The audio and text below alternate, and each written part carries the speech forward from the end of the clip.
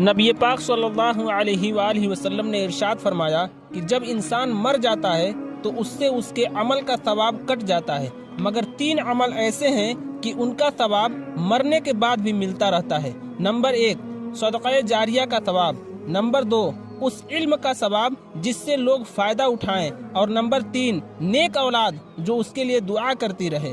حدیث پاک آپ کی موبائل کی اسکرین پر دکھ رہا ہوگا۔ ان تینوں باتوں کا مطلب کیا ہے؟ اس حدیث پاک کی شرح میں لکھا ہے کہ جب تک انسان زندہ رہتا ہے طرح طرح کے نیک اعمال کرتا رہتا ہے اور اس کے نیک اعمال کا ثواب ملتا رہتا ہے، مگر جب انسان مر جاتا ہے تو اس کے اعمال کا سلسلہ ختم ہو جاتا ہے اور اس کے اجر و ثواب کا سلسلہ بھی کٹ جاتا ہے۔ لیکن 3 آدمی ایسے خوش نصیب ہیں کہ ان کے مرنے کے بعد بھی ان کے اعمال کے اجر و ثواب کا سلسلہ قائم رہتا ہے اور برابر ان کی قبر میں ثواب پہنچتا رہتا ہے۔ ان میں سے پہلا شخص تو وہ ہے جو اپنی زندگی میں کوئی صدقہ جاریہ کر کے مرا ہو، تو اگرچہ وہ مر کر قبر میں سو رہا ہے اور کوئی عمل نہیں کر رہا ہے، مگر اس کے نامے اعمال میں اس کے صدقہ جاریہ کا ثواب برابر درج ہوتا رہتا ہے۔ صدقہ جاریہ کیا ہے؟ مثلا مسجد بنوانا، مدرسہ بنوانا، کنواں بنوانا، مسافر خانہ بنوانا یا بھلائی کے کام کے لیے اپنی زمین کو وقف کر دینا۔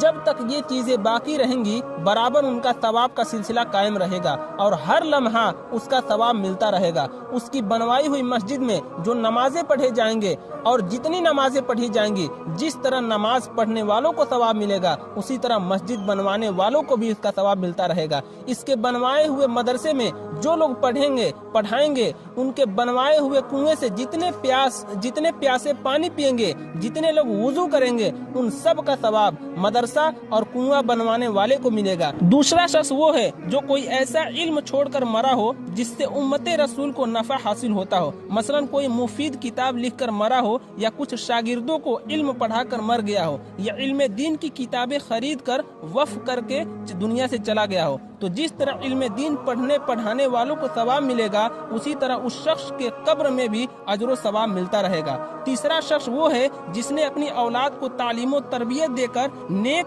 اور صالح بنا دیا ہو، تو اس کے مرنے کے بعد اس کی سب اولاد جو اس کے لیے ایصال ثواب اور دعائیں مغفرت کرتی رہے گی، اس کا اجر و ثواب اس کو ہمیشہ ملتا رہے گا۔ الحمدللہ اکثر قرآن و حدیث سے میں اس طرح کی دین کی باتیں بتایا کرتا ہوں۔ اگر آپ چینل پر نئے ہیں تو سبسکرائب کر لیجئے کہ اگلی بار میں کوئی دین کی بات قرآن اور حدیث سے بتاؤں تو آپ تک پہنچ سکے۔ جزاک اللہ خیرہ۔